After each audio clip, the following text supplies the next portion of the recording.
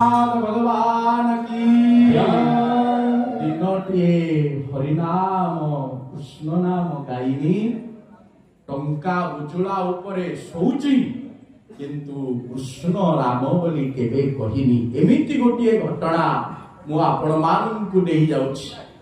पुओटिए बड़ हला धीरे धीरे बापा तार दुख को छाती रे चापिले सप्तम श्रेणी रे पाठ पढ़िला। बापा सब बेले इच्छा करुथिले पुओटी मोर केमिति भल पाठ पढ़ू। संसार रे एमिति को बापा नाहंती जे चाहिबनी मो पुओ भल पाठ पढ़ू बोली।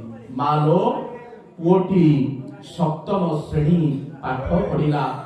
सप्तम श्रेणी भल मार्क रखिला परे अष्टम श्रेणी की पास कला।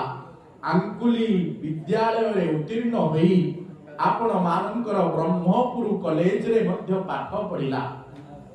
विनायक महाविद्यालय रे सम्राट महाविद्यालय रे पाठ पढ़ी धीरे धीरे धीरे धीरे एकादश रे स्थान देला पास कला।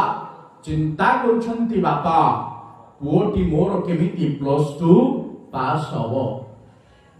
पुओ केवल +2 पास हेलानी आंकुली भलिया एक ब्लॉक रे खंडमंडल रे प्रथम स्थान अधिकार कला।